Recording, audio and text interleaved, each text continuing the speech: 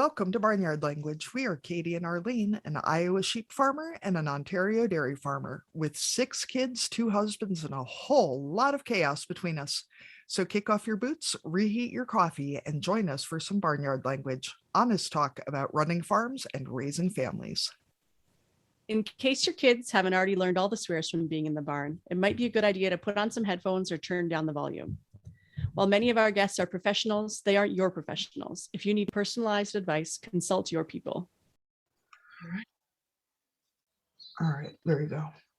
Okay. Hello, everyone. Thank you for joining us again here on Barnyard Language. Outside recording again today. So if you hear birds, it's because there's actually birds.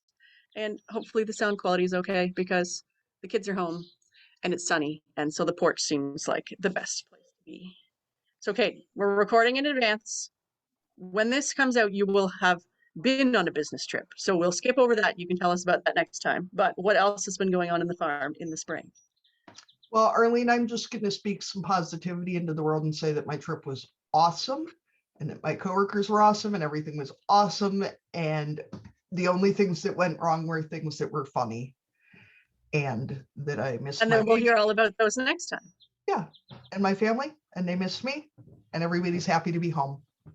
And one of those, you want one of those everyone comes and meets me at the airport with signs things, or you would rather just like drive in the laneway and see them when they're there? The airport I'm flying in and out of is 3 hours from home. So, oh, got it. Yes. Rural issues, right? Do not drive. By the time you hear this, I will have stayed overnight in Minneapolis because I'm also not flying in till like 10:30 Friday night and gone to IKEA.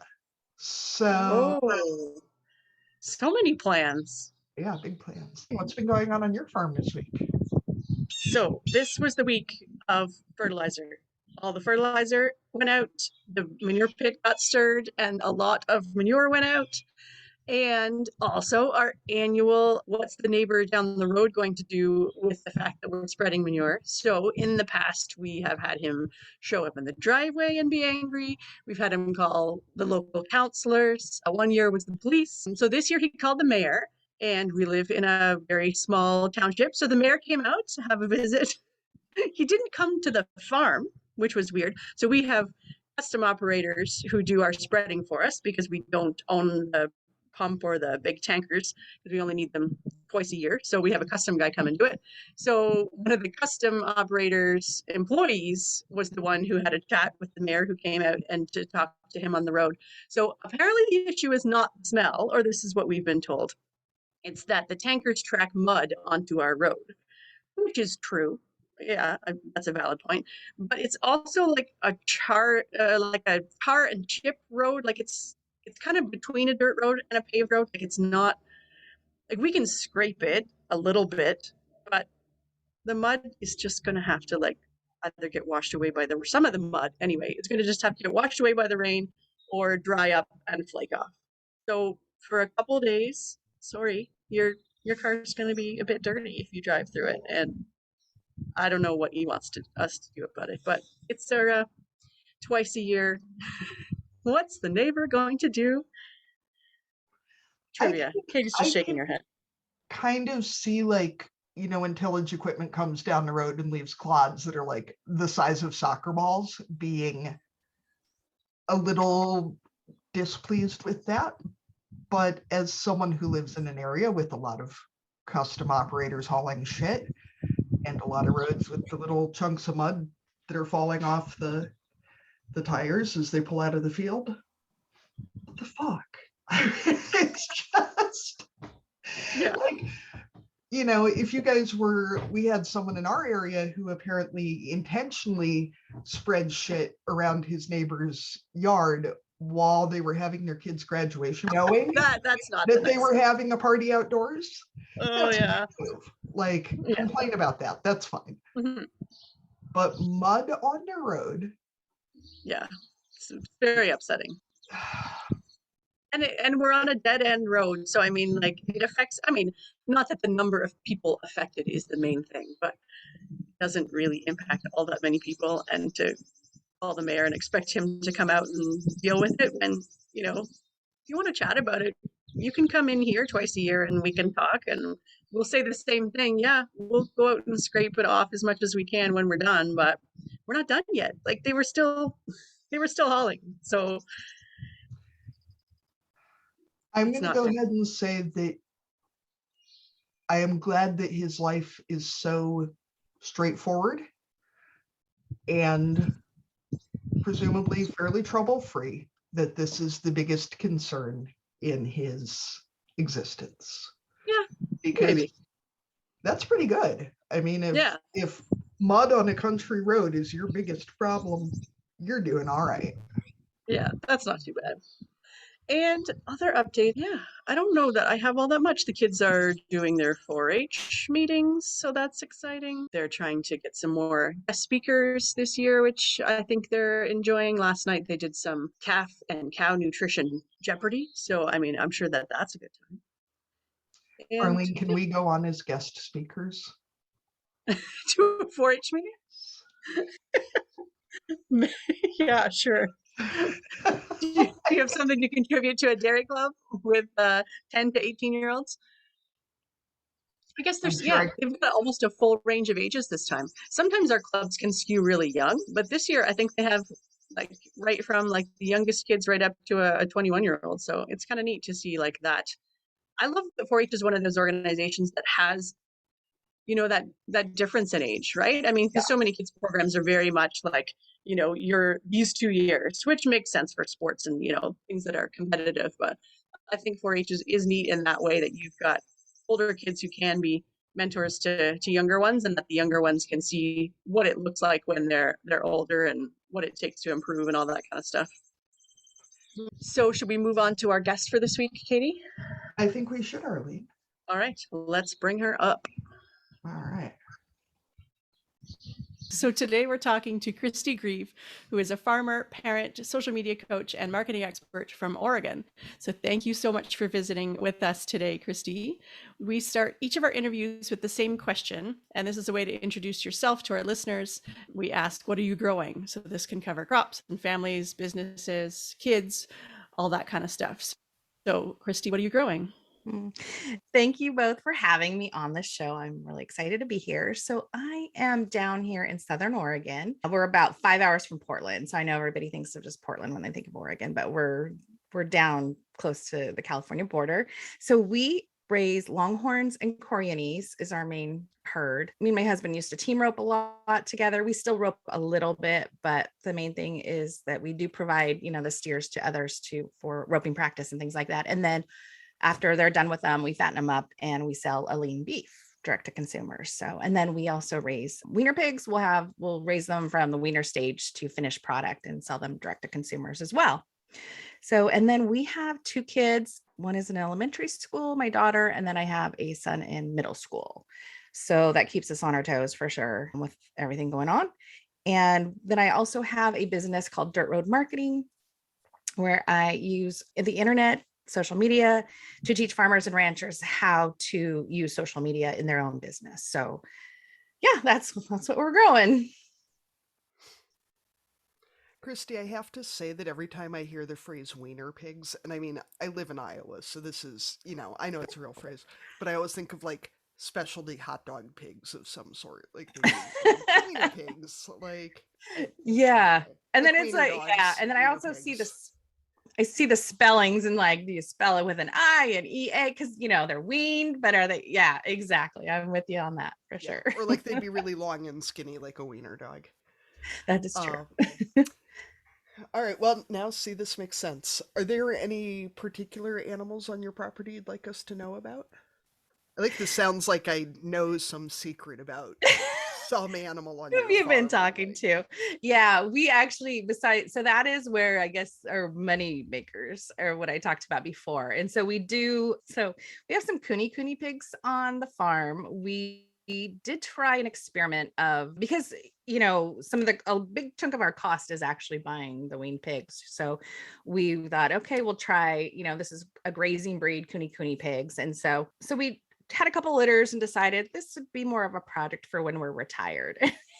Things. It's just one of those things. And so, we we slaughtered all the boys, but the girls, they're still here. So, and, one of them takes trips to school sometimes. So we have that. And then also my daughter, she is 9 and she actually has a small herd of goats, Nigerians. And if she's already making money with them, she will take them to events and get paid to bring her babies to events and walk around like a winery opening or things like that. So she's already my little entrepreneur. And then we also raise rabbits. So we raise meat rabbits. My kids do.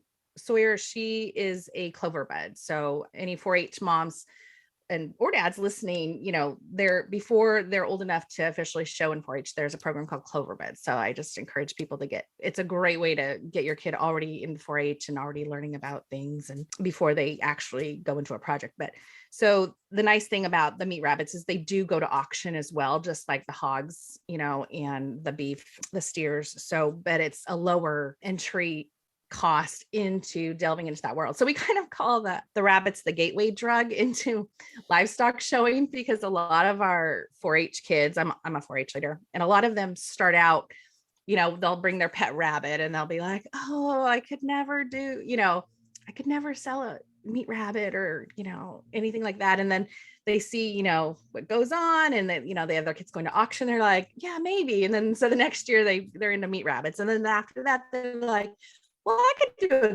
goat or a sheep. We have actually a really strong goat program here in our county, and all goats, it's a terminal sale. All goats go to the auction too. So that's great. And so, yeah, so it kind of works them into livestock showing. So we kind of like to get them in that way. And then we also raise guinea pigs.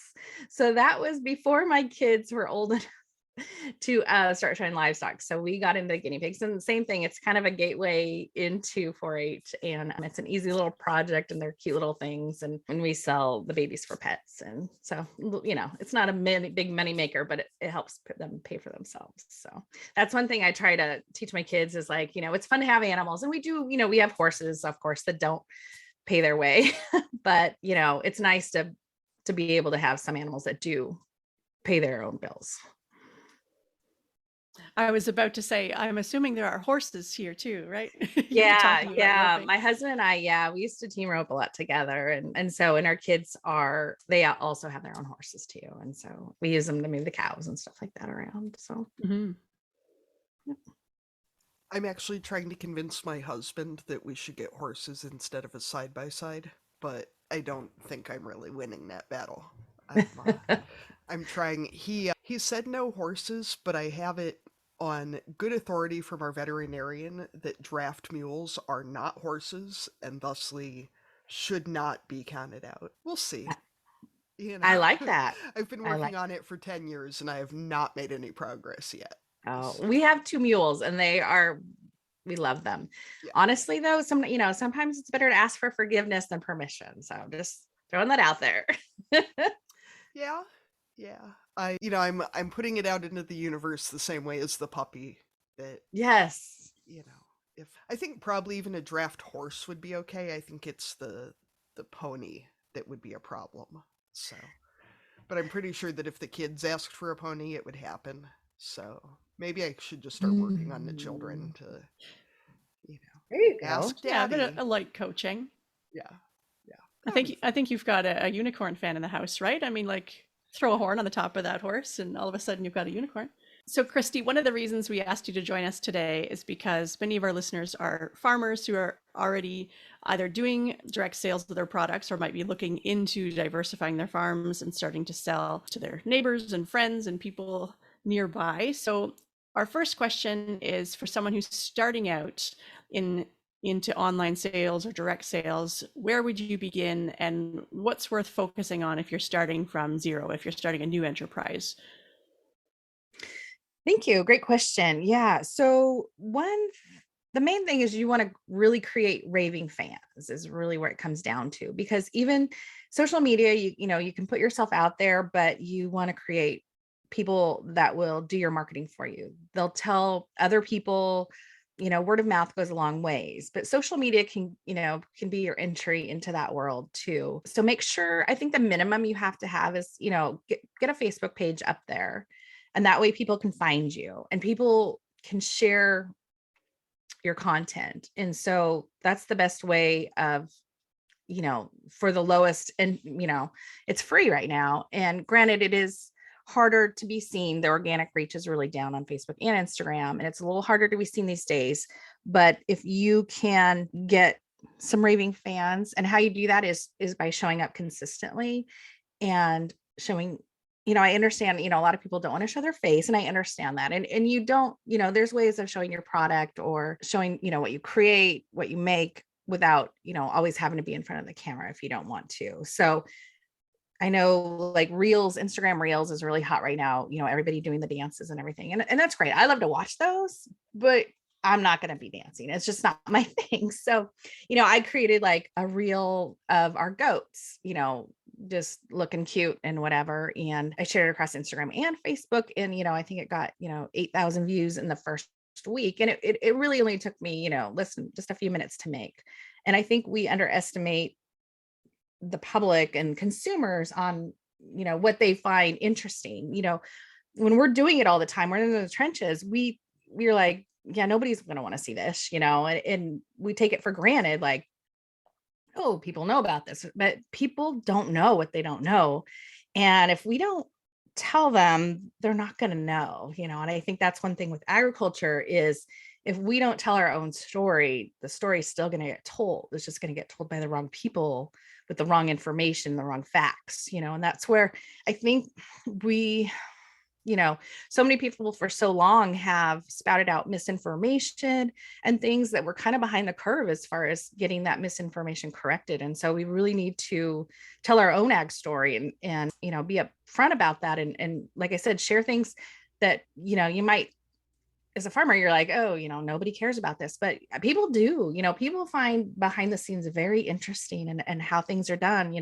Even me, I've, somehow all my life been into agriculture. I did 4-H and FFA, all that. But I still, there's always something new to learn, and that fascinates me about, especially like growing crops, and how, like harvesting time and just the different way. It's just, I find it really interesting. And I think the public does too. But if we don't show them that, they don't know. And, a lot of people these days just read headlines and grab onto that and then take that headline and like, oh, well, that's the truth, but it depends on who wrote the headline, is it really the truth? And there's a lot of misinformation that people have gone on to and used to, to use negatively against agriculture. But there's a lot of it's not true, and a lot of it is changed, and there's a lot of good being done in that. So I think that's where telling our story is really important. And especially locally, I feel like, I know, like, I love going to our farmers market here, but a lot of people don't have a good grasp on social media. So I feel like they're kind of missing a great opportunity. And that's kind of one thing I want to work on changing, is that, you do have those people that show up regularly for you, but you can create, even when it's not a market day, you can create, that excitement, here's what's coming, here's what's in season, there's just so much you can show. And so I think it's worth showing. And I think that's what's going to promote agriculture. Agriculture is for everyone, even if they don't realize it. They go to the grocery store, they're involved in agriculture, buying, their fruits and vegetables, buying their meat, buying everything. So I think, we need to bring our consumers in and, make them our fans and our advocates too. So that way we're not just fighting it by ourselves, the negativity. So, Kristi, I'm going to throw a question in here because Arlene won't let me edit the question list. That's fine, Arlene. I'll just, Sorry. I got my Post-it notes, so I just went ahead and wrote myself a note. Kristi, I'm wondering what your thoughts are on how authentic and open you try to be with social media. I know, as someone who does direct sales with our meat from the farm, we've had an astounding response to posts about things that have gone wrong. Because I think when your social media is all, everything is great all the time, yay, people know it's bullshit. I mean, if they don't know it's bullshit, that really means they need some education. And so I'm wondering about how to really embrace that level of authenticity, and also how much more authentic it comes across when it's people who aren't making money off you making sales. The reaction and engagement we get from when a customer shares something about our product versus me talking about it. I mean, I have a vested interest in it. You know, my neighbor, my friend, does not have a vested interest in somebody buying steaks from me. So I'm wondering, what your thoughts are on trying to embrace that authenticity when we're talking to the world, I guess. Yeah, I see kind of two parts there. So one, talking about like you talking about someone else talking about your product. That is great. Testimonials are wonderful because it's giving you social proof. It's showing to other people that, hey, somebody else likes my product. It's not me just talking about it. So whenever you can share that is wonderful, and if someone, doesn't want to, write up a Facebook post or, do a little interview or something, maybe they can just write up a little blurb for you and you can share that on your website. You can go into Canva, create a social media graphic out of that, that you can share. And, and that's when I think probably the agriculture community is not great about tooting our own horn. You know what I mean? I think a lot of people in the community are very humble and it feels strange to be, saying, "Ooh, look what I can do." But, there's some great, if people don't know what they don't know. And so if you don't share it, then they're not going to know about it. But yeah, being authentic. I had a mentor say something really good is one thing is like, it's good to show your scars, but be careful about showing your wounds. And so I think that's where I think it's good to show things that do go wrong because, people, you're just like, oh, I have this for sale. I have this for sale, look at this. But, but I also lost, they didn't see your losses behind the scenes, and especially I think it's hard row with animals and with livestock because it can be so emotional, like the other day I was working on, we had a kid born and he was floppy and he was cold and then you're like, at that point, you don't even know if it's going to make it. And then, I'm in the bathroom here, with a hair dryer on him and a heating pad. And I'm like, oh, I should probably share this, you know what I mean? And so I did take a little blurb of me, hair, with the hair dryer, but I wish I'd kind of get a little shot of him being floppy, where he could only hold up his head. He couldn't stand or anything. And so people can get like, okay, it's, it's not all just funny, they didn't just pop out all cute and fluffy, it did take some work. Like this guy could have easily died if we, and actually we did lose a doe that the goat didn't get the placenta off her face. And so she suffocated. So, and we didn't get that out there. We've been doing like 3-hour checks, which we should have been doing 2-hour checks. So, but I did share that we did lose one on social media. So yeah, I think it's good so that people, know the reality that it's not, and that if it all, everybody would do it if it was all cute and, cuddly all the time. But yeah, those losses hit you hard. And that's kind of with, like I shared about, trying the cooney pigs, we a bunch of the litter. And that's kind of where we were like, okay, we're not ready to get into, having sows and full-time breeding. So we're going to stay, we had a great program, getting the commercial pigs, and we're just going to stay with that route until we have more time on our hands to devote to this.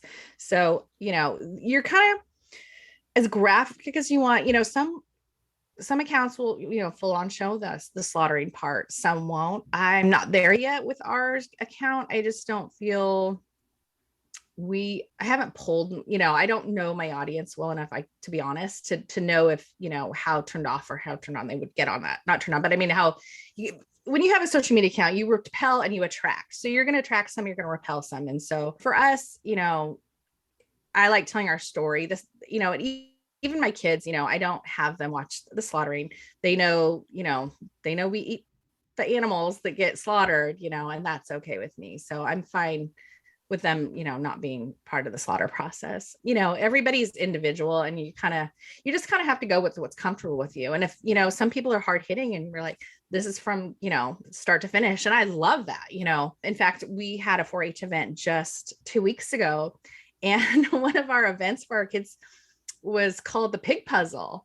And so one of our local butchers literally brought a slaughtered pig in, and like they did the pig puzzle. They put the slaughtered pig together on a table, and he talked about all the parts and everything. And so it was great. I mean, draw a lot of kids, and it, and got a lot of good attention, and we had pulled pork for lunch. You know what I mean? It was, and the kids it went great. The kids all, it's part of learning. And so you kind of have to know your audience, get to know your audience and kind of see what what they like to see and what they, how much, I mean, part of it is the people are so just used to going to grocery stores and just, and I think they need to see behind the scenes to see like, okay, I don't just go to the grocery store, there's a whole story behind this beef, it didn't just show up here. And I think like even just yesterday, I was at a 4-H fundraiser and one of our kids had brought some chickens and, a lady walks up with her kid and she's like, oh, here's a chicken. I bet you've never seen a chicken in real life. And, I'm just like, wow, like, I'm not in the city. And it just is like, okay, yeah. So it just affirmed the fact that we need to keep doing this work. And like, yeah, this is where eggs come from, So, yeah. I think too, as a producer, and I've done a lot of farmers markets and that, and it is super frustrating when somebody will come up and just spout off something that they saw on social media or whatever about what cows should eat or the use of antibiotics in livestock, and I'm just like, and it is really frustrating, but at the same time, the headlines they see are black and white. There's no shades of gray about fed antibiotics or what they see about cows being fed Skittles, like you're just cranking your jaws open and dumping candy in there, or whatever else. And it is annoying to have to take the time to really like show the nuance of why we do what we do, but the level of engagement and the level of education that people get, we can't be angry that these people who have no reason to spend time educating themselves haven't done it, or that if they've tried to, they've run into a whole bunch of headlines from folks who have a real interest in them thinking one way or the other. And it is frustrating, but at the same time, we can't really blame, the average consumer for not knowing about X, Y, and Z. And, even as producers, we have such blind spots about how things are done. And it's worth the time for the marketing and the education for our customers. Right. I'm so glad you brought that up because that is one thing. Yeah, it's easy to get defensive about, people with their misinformation, and our attention spans are so short these days that people aren't going to take the time to research or really figure out. And one issue I see is when you go to the grocery store and you look at that frozen bag of meat and it says no antibiotics. So these companies are further touting the fact or the lie that there could, that we're worried about antibiotics in our meat when we're not, because we know, they get tested, so it's furthering kind of promoting that is putting that into the consumer's mind to question that, and that, so I feel like, the big companies that use that as a marketing tactic, it's doing an injustice to the whole industry, really. I think too, so many customers see, no antibiotics, and their only vision of antibiotics in meat production is as a growth promotant. And, whatever your feelings are on that, that's your business. It's whatever. I'm not going to get into that one. But people miss that there are other legitimate uses for fed antibiotics, and that, like, I had somebody say something to me about, well, I'm sure you never use antibiotics. And it's like, of course I do. Like, of course I do. And we feed antibiotics to our, we raise meat sheep. And I said, we do feed antibiotics for 3 weeks a year at an extraordinarily low dose. But when we weren't doing it, we had one year that we lost 50% of our lamb crop to a bacteria that was causing abortions. And that's, say what you will about fed antibiotics, but I can't emotionally or financially lose half of my animals. That's not, right. We're not going to just cruel to do that. Right. We're not going to sit back and watch our animals die to keep on this no antibiotics thing. But, there's withdrawal dates, there's safety measures. I mean, it's, and yeah, in the end, we're producing a product that, we want to be proud of and that we want consumers to know that's safe. And so, we're not going to do anything to jeopardize that. And so, yeah, I feel like you just sharing that story, people are like, oh, okay, that makes sense. Yeah. And so I think that's the thing. It's just like, but it's sad that we have to even go there. You know what I mean? That we even have to justify our use of it. Like there is a time and a place for it. You know, it's just not done across the board. I think that's like been told in the past. Like I think people have been fed this information like it's just a given, like, you know, but there's, you know, we have reasons to do it and safety measures and all that good stuff put in place. So it's not a safety factor that the consumer, I mean, it's not a safety factor that consumers really should have to worry about, but yet it's still kind of been putting in their face that they need to worry about it by the big companies. And so that's why I'm like, wish we didn't have to go there. But that's why, you know, again, sharing your story is so important, just because, you know, then it makes sense to people. And then, you know, when people can be like, oh yeah, you know what, she cares. And that's why she does it, you know, and it makes sense to the operation. Too, as a producer, it helped me a lot to sort of come up with, you know, a quick response to that, because I just tell people that I'm lazy and cheap. So if they don't need it, they don't get it. Because I think people just assume that I somehow have so much money and so much extra time and energy that I'm like, what can I do to spend more money and more time? You know, and no, I'm not going to bother with antibiotics if I don't need them, because they're expensive and it's more work. So, you know, and I think that helps people see that it is an extra step to do that, and that it's not just something we would do because we have nothing better to do with our time or our money than to, you know, dump more Yeah. chemicals in it. And that's a great point too about being transparent, because, you know, there's some really pretty accounts out there that, you know, show the farmhouse, you know, and the baby being bathed in, you know, in the sink, and it's really cute and all. And it's just like, you know, in my sink, here's a dead floppy kid, you know, like, being bathed. And you're like, I don't think I want to see that. You know what I mean? It's not like, you know, and there's, you know, syringes here, you know, and you go into our fridge and there's bottles, you know, penicillin or whatever, you know, that we keep on hand if we need it. And so, yeah, I'm not showing my kitchen on social media, to be honest. It's like, it's not pretty, you know, and that's one thing I think though, people, you know, I know like in Instagram, the curated pretty feed is kind of going away. Instagram even is like, we want video. And so I think the stories, you know, you're going to see if you can share. The nice thing about stories is they're gone in 24 hours unless you save them to a highlight. So, you know, it doesn't have to be pretty. It can be, you know, quick and simple and in and out, and, you know. Yeah, I was laughing to myself last night even about, you know, looking at Instagram of these, you know, and they're obviously posed paid photographs of female ranchers and farmers wearing expensive gear and very clean, and like, cool, if that helps pay your family's bills, like, you know, go to town. But I'm out here in, like, you know, Old Navy leggings and one of my husband's sweatshirts and a ball cap because my hair is like, you know, and I'm just like, nobody's ever gonna pay me to spokesperson for them, you know. Anyway, sorry, Arlene, I'll let you get back to what's actually on the That's all right. questions. So I think we kind of covered it, but I was wondering about, in terms of maximizing marketing and promotion, if a company is just local, say you're, you know, like you talked about, someone who's at the farmer's market, someone who's selling from their farm gate, how do you kind of strategically focus your social media or your promotions so that it's hitting the people closest to you? Because sometimes it feels like it goes out into the world and you don't really know who's seeing it necessarily. Yeah.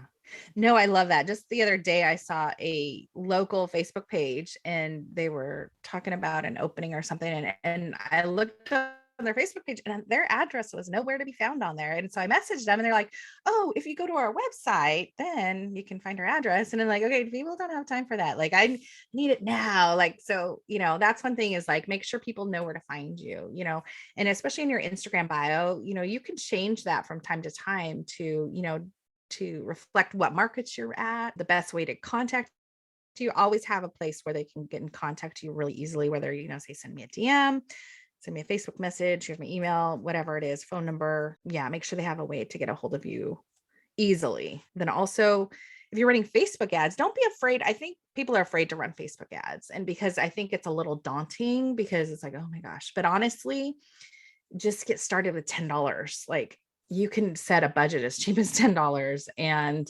send it, you know, you can target your area And I think you'd be surprised at how well those can do. And testing, you have to test everything. The algorithms, people try to keep up with them and everything, but you really have to test what works for you and your audience. And Facebook ads is a great way. And you can really, like I said, you can spend $10 on Facebook ads and really get a lot of reach. I just ran a Facebook ad the other day. I spent $20 and got 200 new likes on my page. So I was really happy with that return.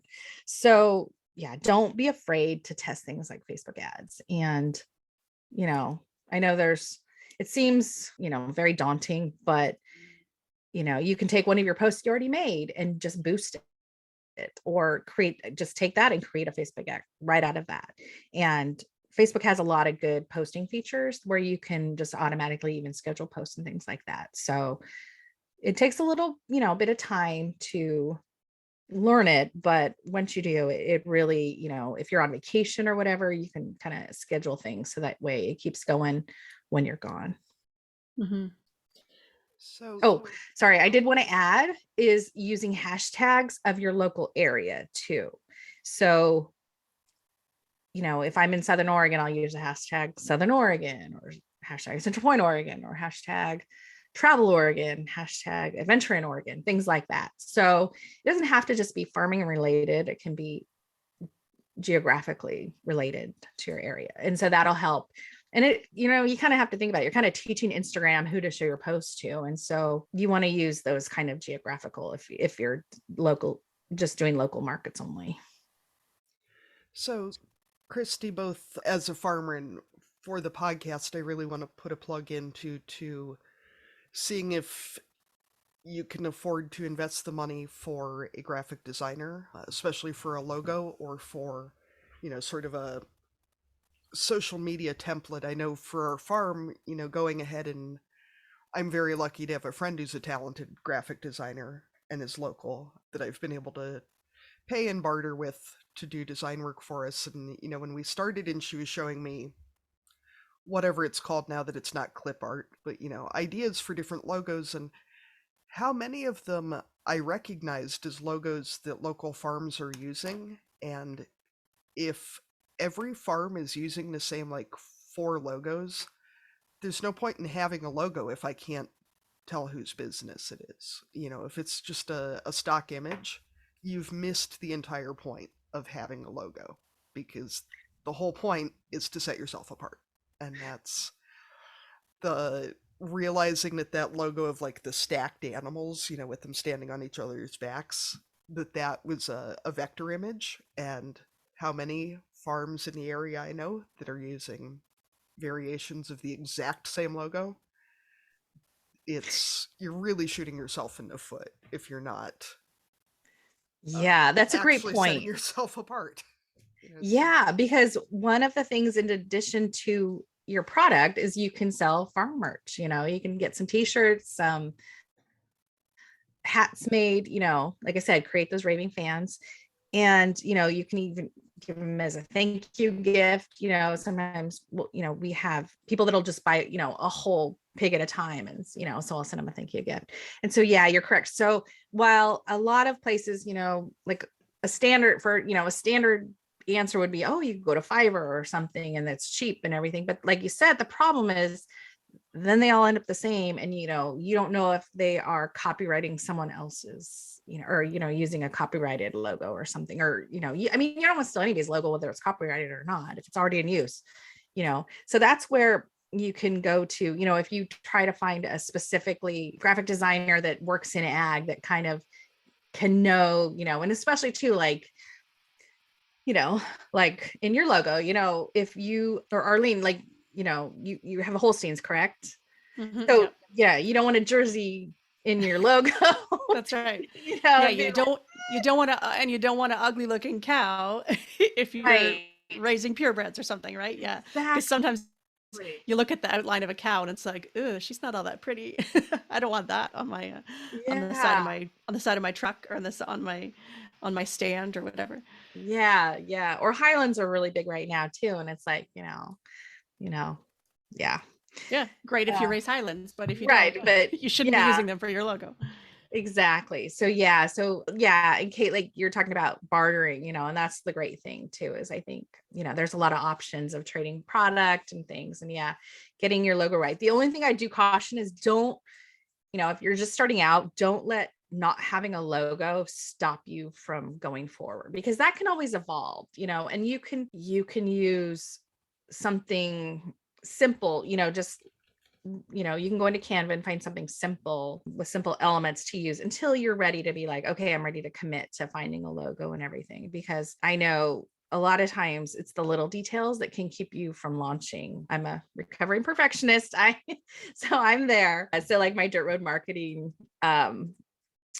co logo, it's mostly words and a little bit of barbed wire, and I like it. And for now it works to keep launching, but one of these days I'm going to invest some money and get the logo that really speaks to my heart. So, but for now, I could get caught up, same thing, get caught up on having a website. And that's where it's nice, where social media, at least if nothing else, I know a lot of people don't love Facebook, they can really divide people, but if you just get on there, you can, don't get into the news feed, just go to your business page, do your work and stay focused, set a timer. And even I'm getting up there, so I have to make notes like why I'm getting on Facebook. This is what I'm posting. This is why. I do manage, like I have a junior rodeo page I manage. I'm active in our 4-H club page. So there's lots of things. So I have to be real specific with my time as far as like what I'm getting on and posting. But so, if you're like, oh, I don't have a website yet, just create a Facebook page. Just, they need to find you somewhere.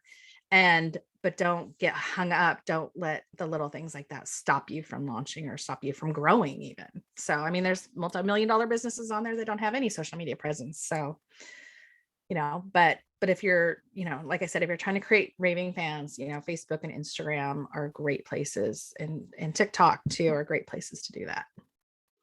Now, you've mentioned Canva a couple of times. For people who haven't used Canva before, can you just describe briefly what it is? I mean, Katie and I use it, but not everyone knows what Canva is. Oh yeah, great point. So Canva is a graphic design tool that's great because you really don't have to have a lot of graphic design skills to use it. I did study graphic art in college, but it's, I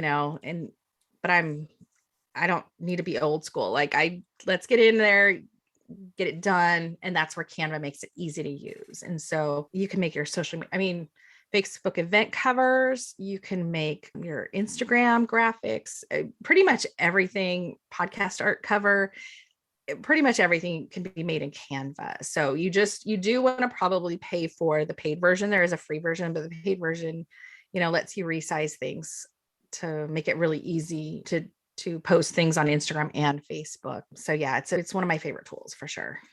Also, if you're working with another person, the paid version allows you to give Arlene access so that you're not having to remember to email stuff back and forth so that you can just work together more easily.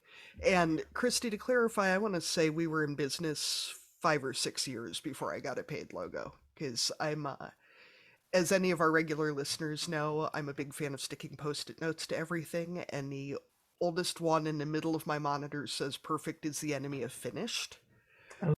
Because I'm the same way, and I will keep poking at it until it's perfect, and it never actually gets finished that way.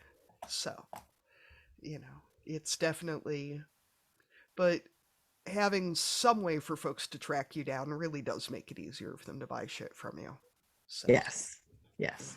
And then too, if they're wearing your merch outside, people will ask them about it or something. And so it's a great little marketing tool. I love social media, but there is other ways, to keep the marketing going.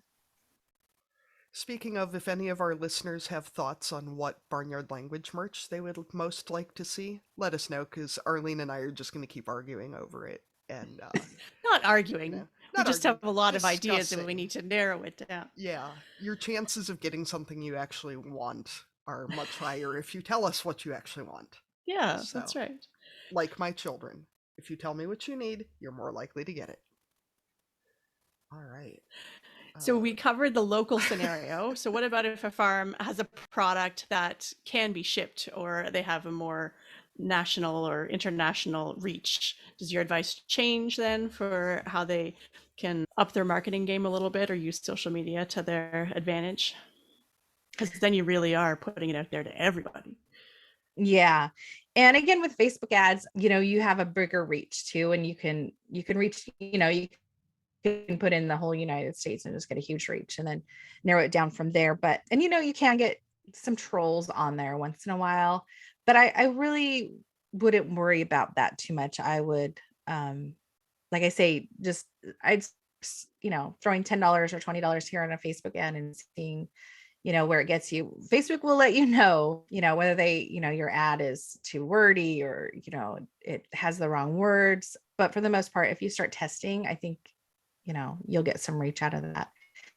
And I think just not being afraid to put yourself out there is the big thing, and as long as you have a good system set up in place for shipping, a way to collect their information. There's lots of, Squarespace, Local Line, Barn to Door. There's a lot of great customer software already in place that can help you with the processing part of that as far as getting their information from them. So as long as that, as long as you have that system set up already, I wouldn't go advertising nationally unless I have that system set up in good working order, because you don't want to get overwhelmed with too many orders, and then not, and then have to figure it out later. It's better to set up your systems now when it's smaller and then go from there.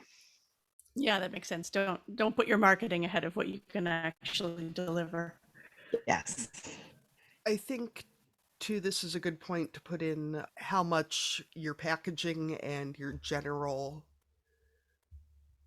presentation can make a difference. I know I ordered a t-shirt from Foggy Bottoms Boys. Anyway, they sent me their t-shirt in, they're a gay couple. They live in Northern California. They raise sheep and dairy cows and eggs. And their shirt came wrapped very nicely in a square egg carton with their stamp on top and a rainbow pride flag. And I mean, this was like a year ago I ordered this shirt, and I can still tell you exactly how it was packaged because it was so on brand. And, I also know that it is, I'm a Midwesterner. Having to like put ourselves out there and brag about stuff is not what we do. But Coca-Cola doesn't not advertise because people will think they're bragging. That's advertisement, that's marketing, that's part of being in business, and it's still really hard to get past. But so I'm going to add another question here.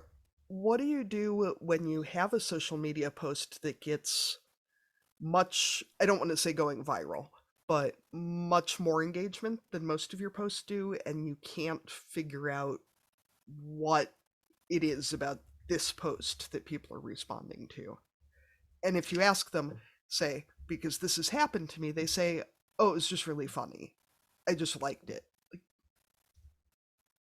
You're not helping. Great question. So one thing you can do is if it's on Instagram, you can look at your insights and see where it got shared and things like that. And so, and like who shared it, and take a look and see why is this coming across this way? And, seeing if it's, if it was somebody who shared it to their big audience, and that's why it got some traction.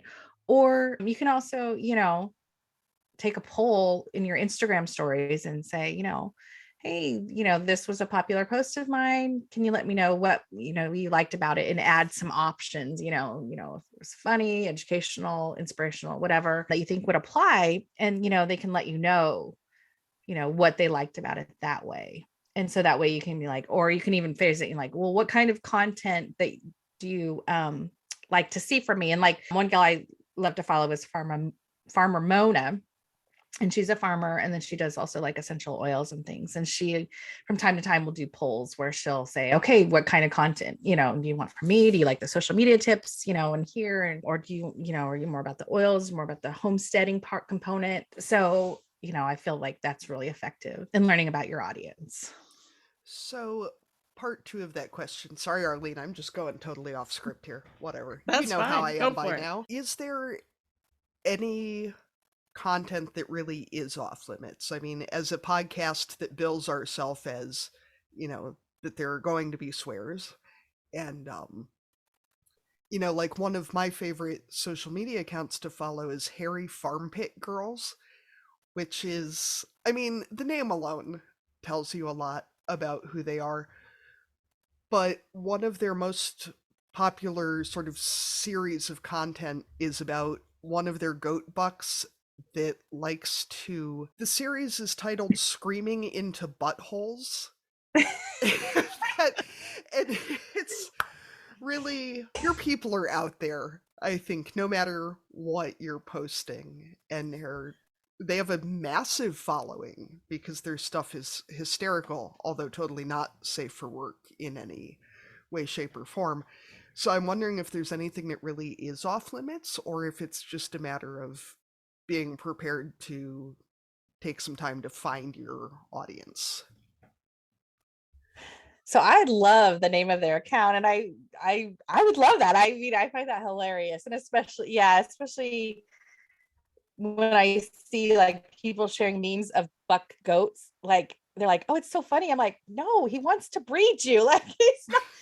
That's not him being friendly. That's like him being way friendly. Like he loves you, you know. So I think that is hilarious that they're capitalizing on that. I love that. If you can make money off the fact that your animal intentionally pees on his own face to make himself sexy, do it. Right? Yeah. I know. Well, and might as well.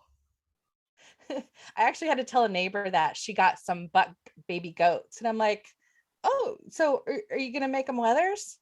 Oh, do I need to do that?"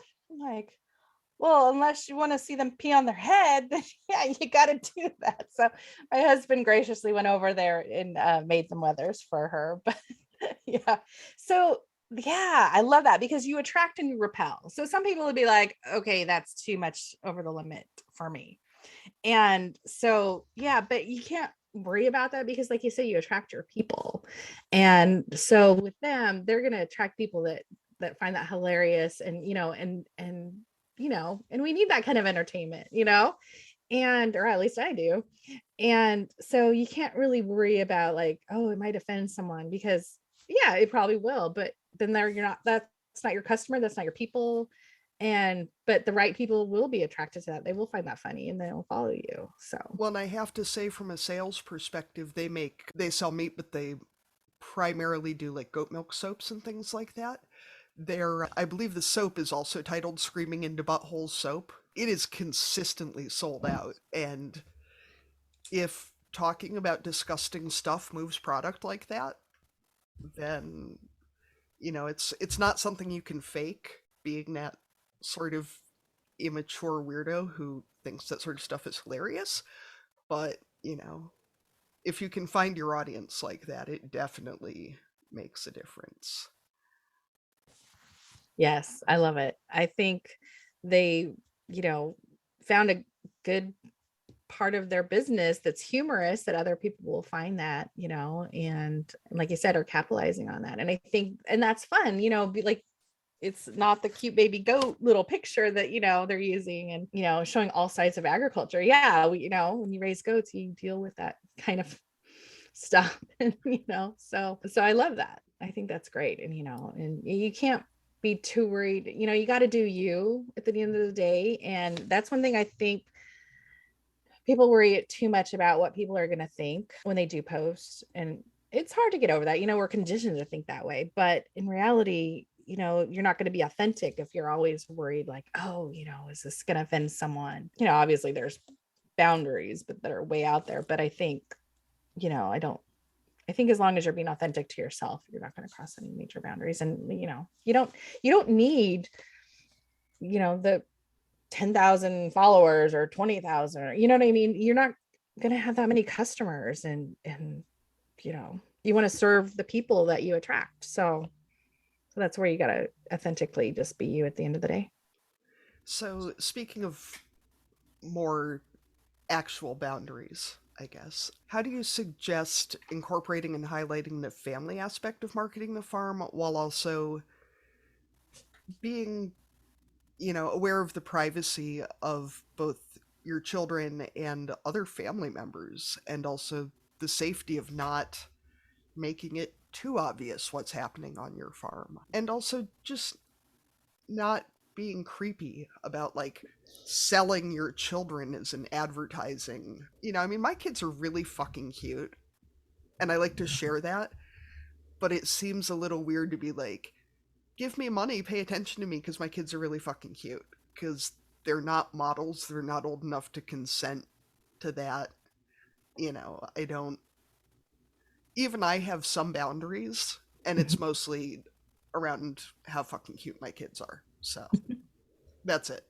Yeah. No, I get that. It's like you said, your kids, you want to share them with the world, but at the same time, you want to respect their privacy. And that's one thing with sharing my kids I always think about too is, you know, when they are old enough to have their own social media accounts and, you know, I mean, they'll be older, a lot older by then, but, you know, am I going to have embarrassed them? And that's, you know, I kind of worry about that. That's when I'm posting something like, because, you know, I mean, they say some funny shit, you know what I mean? Like they are adorable and they're hilarious, you know, and sometimes, but then you're like, oh, you know, is that gonna be cringy for them, you know, when they get older and be like, oh, mom, you know? But I think it's a hard rock to be into, or a rock between a rock and a hard place, because it's like you said, you know, they are cute and you want to show them off, but at the same time, you want to protect them. But I think it is important to show like that there is a face behind the farm, you know, no matter the size of the farm, there's a family there, you know, and you know, that's the problem too, is a lot of people think, you know, farms are these big corporations when in fact, you know, most farms are family farms. And so I think where you do show your kids and it's showing like, oh, okay, they, you know, they have a life and they're normal people, you know, they're, you know, not this and some entity just there to make money. And so, you know, I think it's good to show that, you know, there's life. We still, you know, have all the same school issues and sports and Boy Scouts and all that on top of 4-H and FFA and, you know, getting up in the middle of the night with the babies and all the good stuff, you know, besides just normal kid stuff too. So yeah, it's hard. I know some accounts choose not to show their kids' faces at all, and that's understandable. But some big accounts that, you know, that do get, you know, threats, that they do show their kids' faces and they feel fine with doing that. So I feel like you kind of have to just dip in a little bit and kind of go to your comfort zone, you know, not worry about, you know, getting attacked or, you know, I don't show my address, you know, on my social media accounts. I mean, nowadays though, and if anybody wants to dig hard enough, they can pretty much find anybody, you know. But so I think you kind of have to just go, you know, kind of find your comfort level with that. And just, you know, if it's just only showing the back of their head or something in a picture, you know, that's fine. You know, I don't think anybody's going to call you out on it, you know, I want to see your kid, or, I mean, well, they might, but, you know, because kids are cute, but at the same time, you know, you just have to do what's comfortable with you. And I think with social media, that kind of goes on the whole gamut, is where, you know, showing what you feel comfortable with.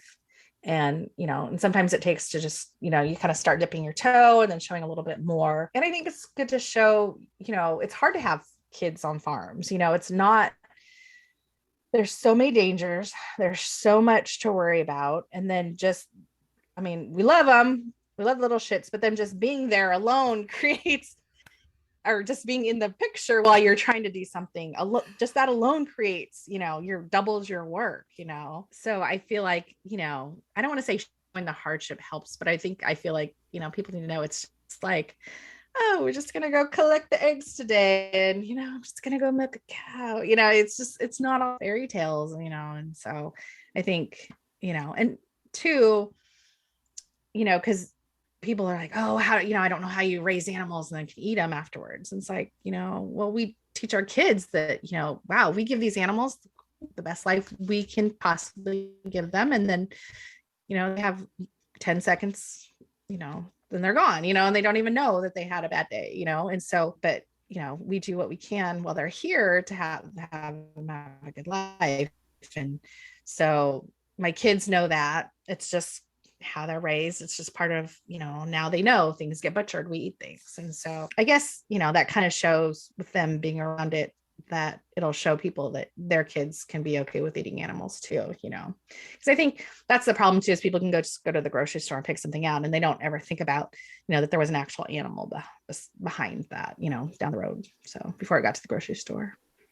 So, Arlene is the parent of older children. What is the age cutoff for where you can post funny shit they say before you start worrying about embarrassing? I mean, my kids are 4 and 5. They don't know, they don't care, but what is the age where you have to start caring what the fuck your kids think about shit? Besides, like, Octonauts, because they have a lot of opinions on that. I think as a parent of older kids, I also have to think back to like what I posted in the past too, where, Facebook brings up your memories, right? So, there are days now where I'm seeing memories now from 10 years ago when the 14-year-old was 4. And, there might be stuff that I should, save somewhere, but it doesn't need to be on a social platform anymore, so I think that it's the kind of thing that is kind of gradual, like there are times where you can, I'm already at the point where I will ask, can I tell, can I share this, I have a group chat with my sisters and my mom, like can I share this with this group of people, or can I share this with, like, often now if I'm going to post anything on social media, I'm asking if it's okay first. So, it's a kind of a gradual process. I don't know that there is a cutoff necessarily. It's going to depend on the kids. Some of them are like, yeah, whatever. And others want to, are already at the point where they want to curate their image. So I think it just depends on the situation and the child. And when we're talking about farms, I think too, we have to, if people are doing, that farm gate aspect, we are, you're giving out your address. Someone is coming to your door. So I think it's also fair to maybe even have a post about what's okay. Like if you come to the farm, I'll greet you at the gate, or you can come this far, or I, expect you to put on plastic boots before you enter the bar, like to use social media to also communicate your expectations of what people will do when they arrive on site, if that's part of your business. I think that's such a great point, Arlene, because we sell meat from the farm. We are open for tours. We're on an all-state barn tour. Like, we have most years a lot of people through here, and we haven't, the past few years because of the pandemic.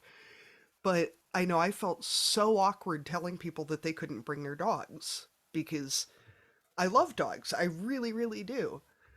I still don't want dogs that I don't know on my farm. But for me to have to, like, publicize that you can't bring your dog was so much harder than I anticipated. But to just put it out there so that I don't have to say it to people once they're already here and be like, no, your dog has to stay in the car. But and the explain why, right? Like your dog is not used. Yeah, your dog is not used to sheep. Your dog might chase my ducks, whatever, to be clear to people why you have certain rules. Like you don't, at our place, no one enters the calf barn except people who work here. Yeah. It's a closed space. We have to protect the babies. Like that's a priority for us. So no one, even if someone comes for a farm tour, they can look at the calves through the window, but no one from outside is going to go in our calf barn. Yeah. So there's nothing wrong with having rules, and you just explain to people why they're there, and they're for the safety of both the animals and the people who are on site. Well, and that's a lot of it too with the dogs, is that, our cattle have not been worked with dogs in the past, and a cow will kill your dog. That's, it would not take much for an angry mama to kill your dog, and that would be really awkward. And I like dogs and do not want that to happen. In the same, like, we don't allow smoking on the farm because A, we end up with cigarette butts everywhere, and the ducks eat them and it's gross, and B, we have a 100-year-old barn full of hay. Like, that's a recipe for disaster. So we just don't do it. And it is awkward, but yeah, we put it out on everything now because it's just easier to do that. And I'm probably just going to edit all of that out because that was just me, like, yammering on about rules that that's all right. No, I think it's a great point that you made, though, is you can put it on Facebook so that, or Instagram, and so that you don't have to like have those face-to-face conversations. People already know their expectations. So actually, I think it's a really good point that you made. Yeah. And we do have a lot of folks who bring dogs, but they're dogs we know. So if we know your dog can come. But if it's a strange dog and it's not like part of our dog crew, then no. Yeah. If your dog doesn't know the secret password, he is not allowed. We need some like secret dog merch, like backstage dog collar tag. Oh, things. well, VIP action, yeah. Yes. Very important pup. Yes. Absolutely. I am on this. That I can do. So Katie already covered questions about parents and using the social media with kids. I know this isn't necessarily your area of expertise, Kristi, but do you have any thoughts on how we help our kids navigate social media as they do enter this world as someone who works in social media? Yeah, I have a 13-year-old, so we're kind of getting into that territory. And neither of my kids, so I have a 13 and a 9-year-old, neither of them have their own social media accounts yet. I know it's going to be coming. They know, what I do. So they're into it. But one thing is, not getting them too early, not letting them have it too early. And we talk about already, even playing some online games, we talk about the dangers of strangers, on the internet, pretending to be other kids or whatever. So they're kind of getting prepped for that, and I think, I know some people are like, like their kids to have privacy and everything, but kind of my kids know, like, I kind of, you're gonna have any kind of social media thing, it's open. My son does have a smartphone, but he knows at any time, he's got the parental controls already on there. So I know when he's on his phone, and it's got the settings so that the PG words, or PG-13 and above, he's not supposed to be able to access that content. I mean, I think there's still ways to get around that. But I think, having open conversations with your kids about the dangers of being on the internet, but then also there's a whole another component where I don't want them to get caught up in the number of likes and the number of followers and the number of friends on, thank God I didn't have to deal with any of that when I was a kid, you know what I Right. mean? Now, Yeah. As a business, you do, one thing you do is the compare and despair thing, you're just like, oh my gosh, wow. But then you don't know their engagement rate. You don't know if they're really selling anything. You don't know, just because they have 10,000 people following them, what, is that very effective? Are people buying from them actually, or people just following them for fun? You just don't even know. So, I try to teach them, it doesn't matter how, and also too, just going around raising kids, trying to teach them, that other people's opinions of you don't really matter. You don't, if you're not going to invite them into your house, then why are you going to invite them into your brain? So that's, I kind of harp on that as far as, because there's just too much social online bullying and things like that, plus being rural, you don't always have the greatest internet anyway. So it's kind of nice. It, the modem's not working right now. Sorry. Oops. Gotta get off. May have just gotten turned off, but exactly. So yeah, it is a hard road, to navigate for sure. And shout out to any parents having to do it, because it's hard, and keeping up with the other kids, especially if they go into school in town, where it's a whole different world, But yeah, I think just really having being able to openly talk to your kids about the danger of it can that's been really helpful for us, so. Kristi, too, I think one of my biggest pet peeves at this point is how many adults seem to think that kids are taken in by fake accounts or whatever because they're just dumb or, too naive. And as someone whose job is literally working for one of the biggest computer companies in the world, sorting out people who are full of shit and totally not who they say they are from people who are legitimately doing what they're supposed to be doing, there is no way for the standard person to have any idea who they're actually talking to. And there's a lot of signs and, red flags and things, absolutely. But this acting like children are being irresponsible or whatever for not knowing these things or for not understanding internet security in general, if you're not teaching your kids that, you can't blame them. And for most websites, it's against the law for them to have their own account before they're 13 anyway. So, you know, my kids don't care that it's against the law for them to drop out of school in, preschool. So I'm not sure that, it's against the law for you to have your own Facebook is going to carry any weight either. But, there's a lot of adults getting fooled by people on the internet every day. So, be nice to your kids. But also, no, good point. Yeah, they are so much smarter than we give them credit for sure. Some of the things that come out of their mouths, and just and then sometimes you even think like you're harping on them about something, and then all of a sudden they'll like say it back to you. You're like, oh my, like, wow, you really were listening, like, or something, or like I'll have the older one tell the younger one something, and like, whoa, yeah, okay, you were listening and you absorbed it and you got it, and yeah, they're a lot smarter than we give them credit for.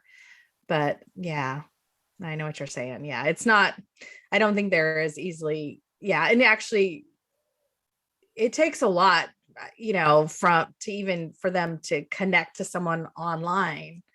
Anyway, you know what I mean? It's, I think it's when they're older and maybe missing that connection with people or something where someone can, see that and kind of glom onto that. But I think as if we keep the communication lines open with our kids, they're going to tell us things that feel, my kids already, if something's bothering them, they know they can pretty much tell me anything. And so I hope that continues. I'm not, like I said, the oldest one's 13. So I don't know if that's going to keep on continuing, but I sure hope so. Well, on that super light note, the fact that basically all of your kids are doing a good job and all of you are doing a good job. And if you're not doing a great job right now, you're probably doing a good job overall. Probably everything is totally fine. Or it's not. Whatever. I can't help you with that. I'm sorry. That was almost a pep talk, Katie. Yeah, that was the Katie pep talk. Everything is great unless it's not. We're all fucked. Yeah. But probably not. Probably everything is fine.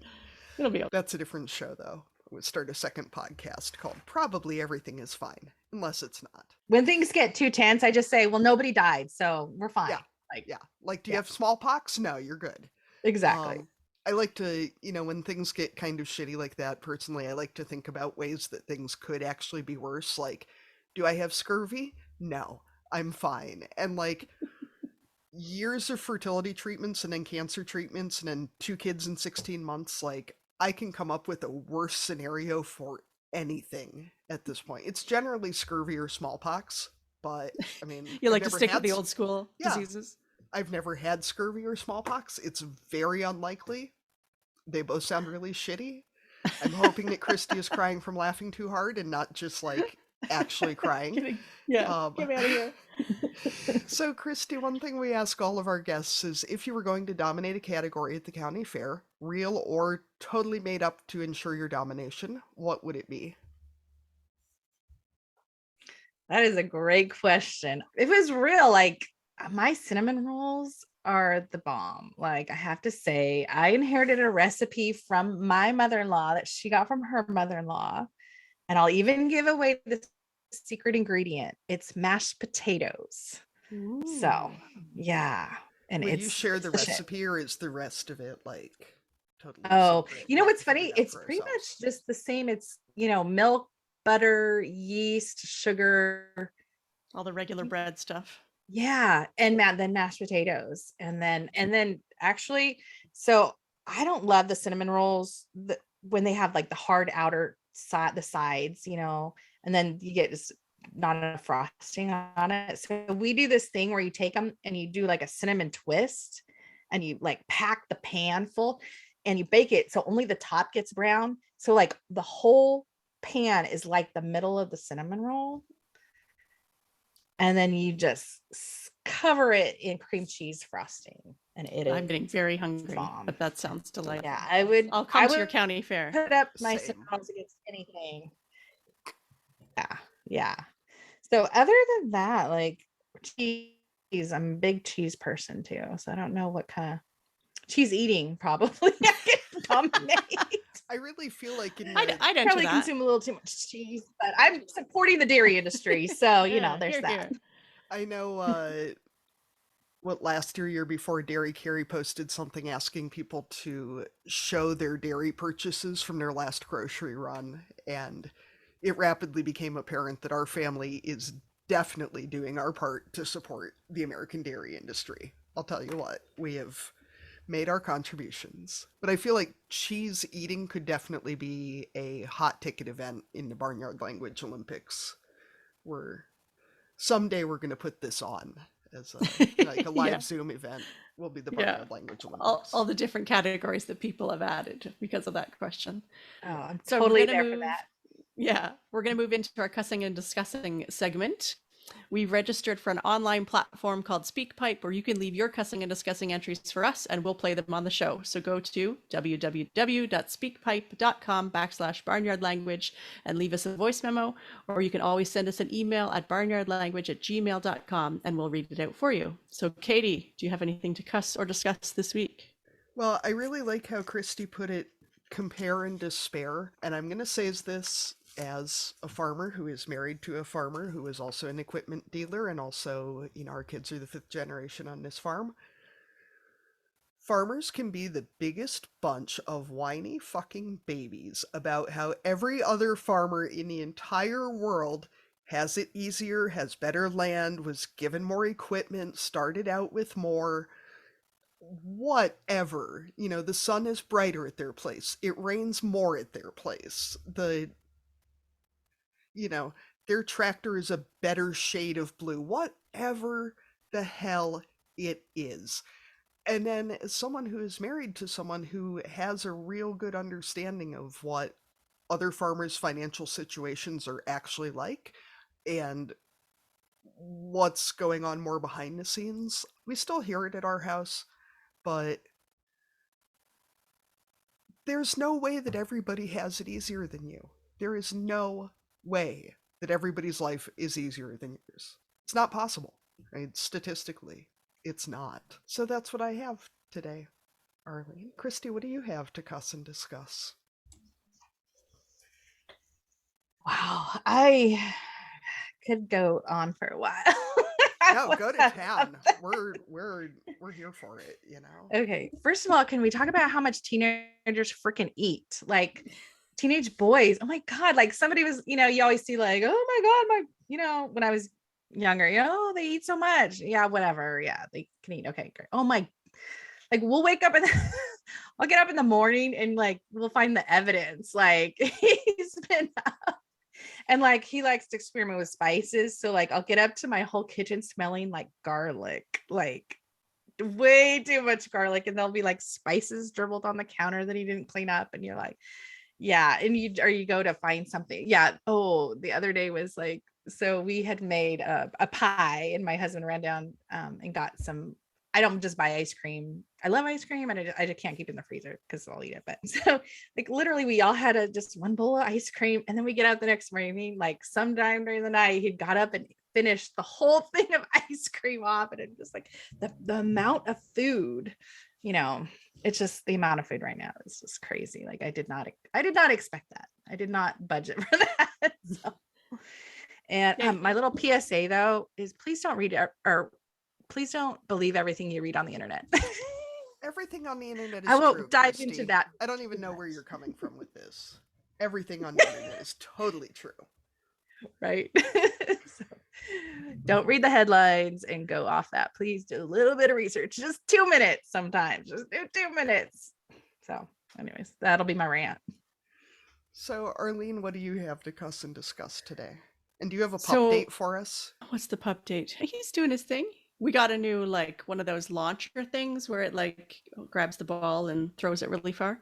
So that's nice because then when he goes to pick up the ball, because he wants to play fetch, but he really wants to get the ball back. Like, like he drops it and then picks it back up again and your fingers tend to get nipped. So at least with this thing, you can get in there and grab the ball without getting nipped fingers. But my cussing and discussing this week is all the management that it takes to figure out all the like theme days and library books and like just the activities and stuff like at the school. So it's like on Monday, this notebook has to go back. And then on Tuesday, we need that one to go back. And then the library books, that one shifts depending on the day of the week. And then we have like spirit days, and I'm like multiplied by 4 kids, and I just can't keep track of all of it. And I mean, I love our teachers, and I mean, I'm not blaming them, but there's just so many different ways to communicate, and then different classes use different platforms. And some of them I've turned the alerts off because then you get like pings all the time from random stuff. So yeah, I don't know how to keep track of it all. And I know it's not necessarily my department. If my kid doesn't dress up for a theme day, who cares? But then I also don't want them to go to school and be disappointed that they didn't dress up for the theme day. I want it to be their choice to not dress up for the theme day because they don't care, not that they actually want to. So yeah, that's my cuss. I think that those of us with young kids should only, probably all parents, should only have parent friends whose kids are the same age. Because as someone who just bought a new fridge because of how much our 4 and 5-year-olds eat, and someone who is already encountering this like theme days donuts with daddy this week, which was a huge success, but just like, how am I supposed to manage this shit? And they're only in preschool. I know it's only going to get worse, and right now they don't care, and soon they will, and it's not really helping me to know that it's just going to get worse and more expensive as they get older. Like, I know it is, but I don't really need to have it pointed out to me, you guys. So more things to worry about in the future, Katie. Yay. But still not scurvy or smallpox, probably. Yeah, that's right. No scurvy. So thank you so much, Kristi, for joining us today. Can you tell people where they can get in touch with you, what your social media is? I'm assuming you're on social media, and they can find out more about you and the services that you offer, and about all your animals. Yeah, thanks so much for having me. Yeah, you can find me anywhere online at Dirt Road Marketing Co. So you can just Google it, type it into Facebook or Instagram, and you'll find me at Dirt Road Marketing. Perfect. All right. Thank you, everyone, for joining us today on Barnyard Language. You can find us on Facebook, Instagram, and TikTok as Barnyard Language, and on Twitter, we are Barnyard Pod.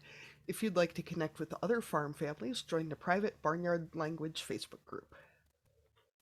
Patreon is a service where you commit to making a small monthly donation, which goes towards the making of this podcast. We would love it if you would become a patron of Barnyard Language. Go to patreon.com/Barnyard Language to support the show. We're always in search of future guests for the podcast. If you or someone you know would like to chat with us, please get in touch.